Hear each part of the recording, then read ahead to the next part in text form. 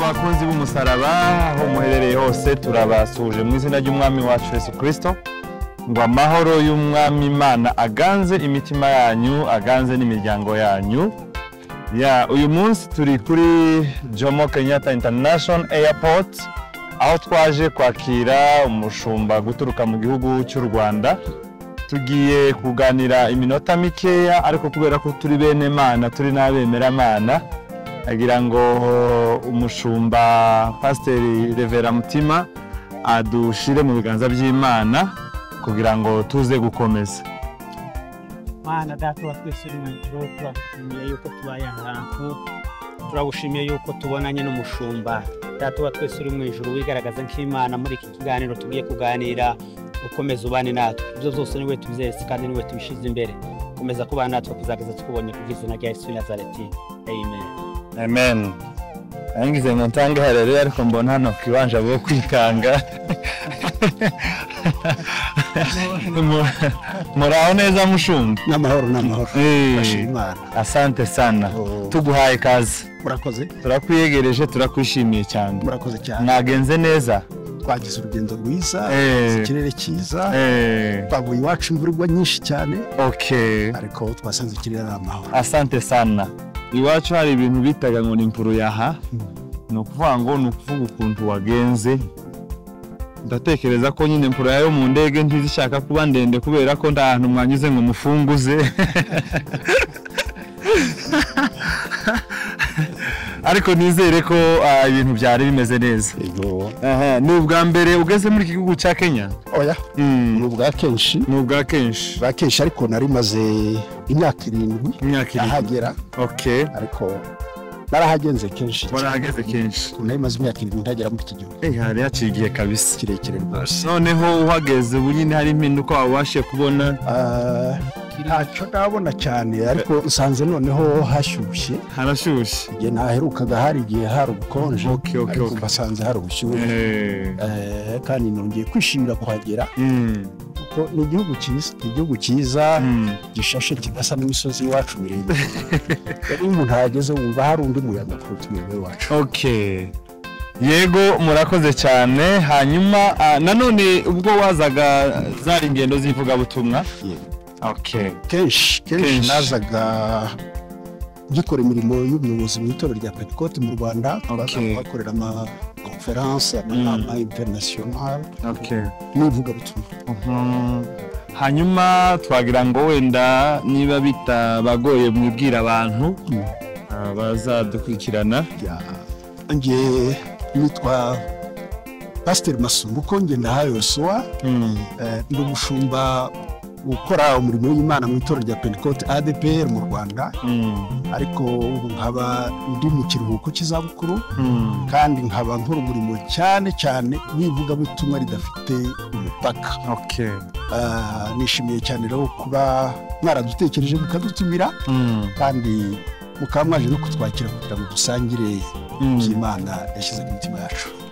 Urakoze cyane Reverend.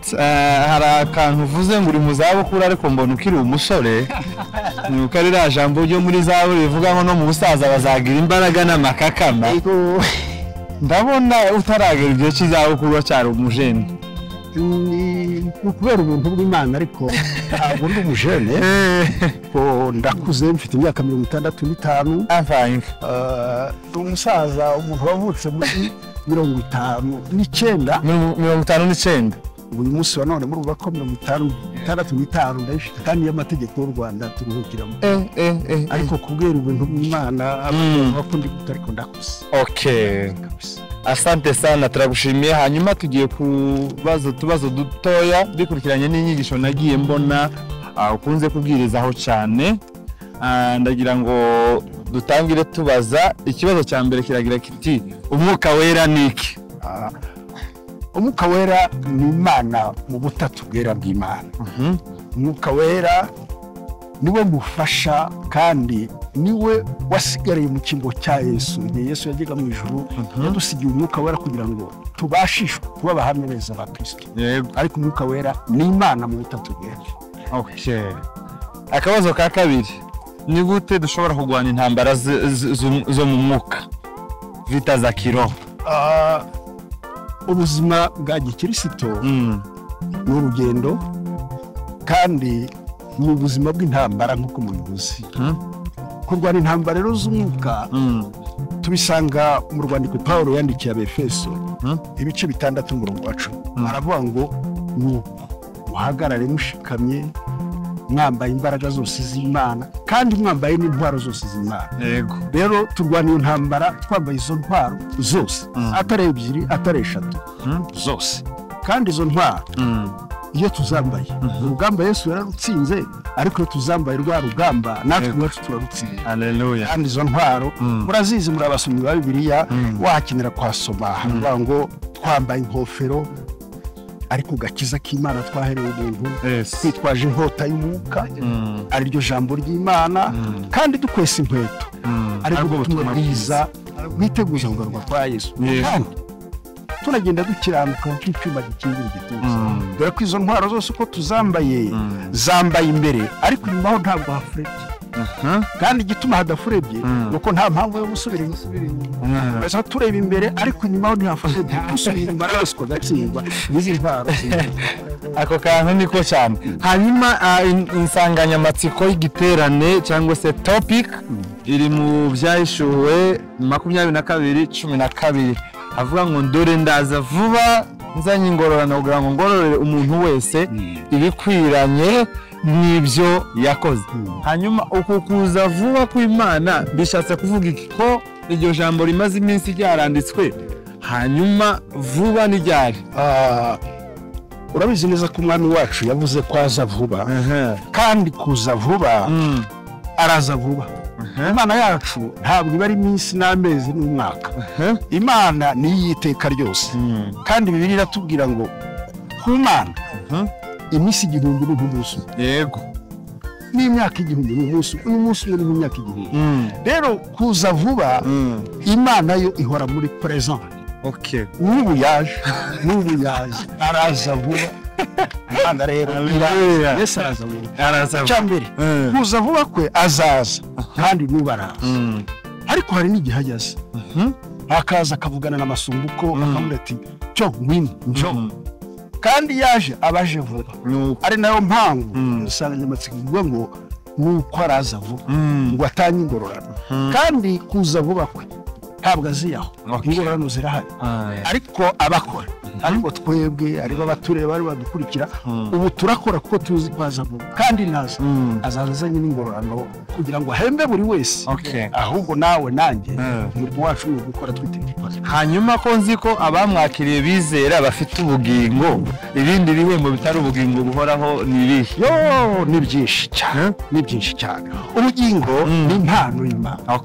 Turabufite buhoraho, turabugendana. Yego. Ariko Bibiliya iravuga ngo abakozi bose bakora uwo murimo nk'uko bagawe impano zitandukanye, tuzahabwa ingororano zitandukanye zijyanye n'uko twakoze n'icyo twakoze n'uko twakoresheje n'igihe cyacu. Hari amakamba menshi y'abantu nk'iryanjye nk'umufuka. Twebwe tuzahabwa ikamba ritangira ry'ubwiza abaragiye neza, atari ukwifuza indamu y'ibyo kamba. Niba utari umushumba iryo kamba ntabwo uzarihabwa, uzahabwa nawe iryo bamutegereje. Yego. Uzahabwa gukiranuka. Haleluya. Akandi kabazo karagira kati ni irihe turo umuntu yaha Imana ikishima? Turo nta rindi rwose. Abaroma ibice 12 haravuga ngo Pawulo aravuga ngo nuko ndabinginga kubw'imbabazi z'Imana ngo mutange imibiri yanyu ibi bitambo byera bishimwe, ariko kwikorera kwa nta kindi gitambo Imana ishaka. Jewe ubwanjye ndi igitambo, nawe ubwawe uri igitambo. Kandi iyo witanze wese uvuga ngo uritanze n'umubiri wawe n'umutima wawe n'ubugingo bwawe n'ibyawe n'ibyo uhetse n'ubutunzi. Ituro ry'Imana ni ubwawe n'ibyawe byose. Urakoze cyane. Ubuntu ni iki? Ubuntu, ijambo ubuntu ni ijambo rikomeye. Kandi murakoze no kuturi tubaza abadukurikira, kuko muri iyi minsi hari inyigisho y'ibinyoma abantu bagoretse ukuri kw'Imana. Ubuntu, Tito ibice 2 n'umurongo wa 11 aravuga ngo kuko ubuntu bw'Imana buzanira abantu bose agakiza. Yego.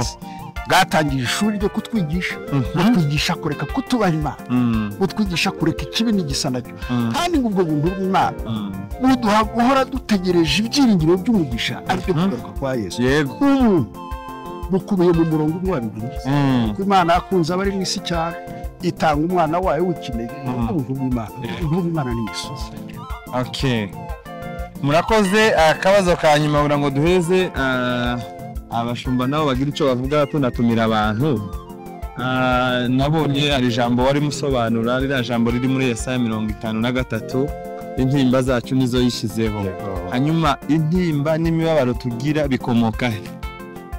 Ubu buzima bwacu turimo mu isi Imana ire mu muntu yari yaramuremeye kugira ngo aba amahoro afite ishusho y'Imana ariko ngo acumure ubwo hinjira icyaha nicyo cyazanye imibabaro, icyaha nicyo cyazanye intimba, icyaha nicyo cyadukuruye ibi bintu byose kandi niyo mpamvu Yesu nta kindi yaje gukora yaje kugira ngo yambare umubiri wacu ahinduke igiciro yego gituma ibyaha byacu bibabare yego intimba zacu zishyiraho ibikomere byacu bishyiraho kandi n'igihano cyatuma dusa n'Imana cyari gukuriwe ku musaraba. Haleluya, turagushimiye cyane mushumba. Hanyuma reka sekreteri agira icyo avuze. Muraho neza bwana muyobozi? Naho neza. Ndabona twisanze hano kuri Jomo Kenyatta, bimeze bite? Twisanze hano kuko mwarimu bivuze tuje kwakira umushumba harimo umushyitsi wacu. Dufite igiterane kizatangira ku munsi w'ejo kuwa gatanu tariki 31. Uyu ni wo mushyitsi wacu tuzaba turi kumwe uri kutugaburira ijambo ry'Imana. Igiterane kizabera Kayole Patanisho mu itorero rya Horebu. Aho niho tuzaba turi umwanya wo guhimbaza Imana no kumva ijambo ry'Imana. Rero turagira ngo muri aka kanya dutumira abantu bari muri iki gihugu aho bari hose mu duce dutandukanye guhera Kitengera, Rongai na Kasara n'ahandi hose bazaze tubane muri icyo giterane. Ni igiterane gifite intego yo kwiga ijambo ry'Imana. Guhera ku munsi w'ejo mu gitondo tuzaba turimo twiga amasomo ajanye n'itorero hamwe n'umushitsi ndetse no kuwa gatandatu mu gitondo guhera saa 4 kugeza saa 6 n'ubundi hari semina yiga ku bijanye n'ubuyobozi leadership. Ni muri urwo rwego rero turi aha ngaha aka kanya tugira ngo tubatumire abavandimwe, inshuti, abakristo bose kugira ngo bazaze tubane muri ico giterane. Murakoze cyane. Murakoze cyane. Sinzi mushumba mukuru nimba ari icyo yovuga kugira ngo dusoze. Yego, murakoze cyane. Turashimye bwo kwakira umushumba. Ibyo kuri twari tuziranye cyane ariko duciye bugufi ku bwanyu yuko mwumvise impamagazi yacu mukatwitaba. Rero habona abantu bose turaba n'abapasteri, Uniki na mama urusengero, sekreteri, abadiakoni n'abaririmbyi. Twageze hano twari dufite ibyishimo kugira ngo tubakire. Rero icyo twovuga ibyo kuri natwereka kongereho ijambo rimwe. Turaritse abantu bose batuye Nairobi bari hirya no hino. Ejo giterane cyacu kizatangira ejo mu gatondo nk'uko babivuze saa 3 n'igice. Tuzoba turi muri seminari soze saa 7 ni mugoroba saa 9 n'amateraniro y'abantu bose dusoze mu masaa 2. No kuwa gatandatu ariho ni posho mu mvugo zacu naho tuzoba dufite semina yiga hejuru ya leadership, hejuru y'ubuyobozi. Turararitse abapasteri bagize akarere kose ka Kayole, Nyamavira na ndetse za Gasarani hose muzaze kugira ngo mwumve umukozi w'Imana Revera Masumbu ko abatamuzi muzaze kugira ngo turabiyegereje hariya mu itorero ryacu rya Horebu Pentecoste Church kugira ngo tuzumve ijambo ry'Imana. Tuzageza ku cyumweru ni mugoroba. Rero turamwishimiye cyane, namwe inshuti n'abavandimwe turabishimiye kubana nawe. Murakoze cyane. Murakoze cyane, turabashimiye. Imana ibahe umugisha.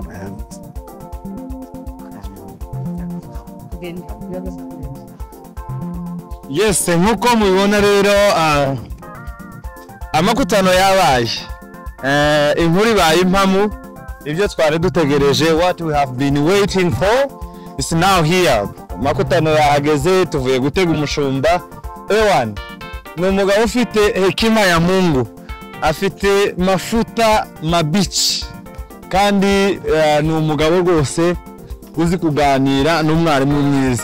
Rero turabatumiye ni hano muri Horeb Patanisho, ku batuye Kayole bose barahazi.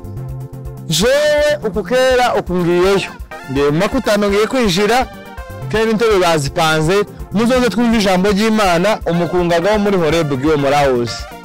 Twiriwe gatuvugaho murabitswa turi kumwe n'abaministeri atandukanye, abaririmbyi batandukanye ndetse n'abandi bashyitsi bavuye mu tundi turere.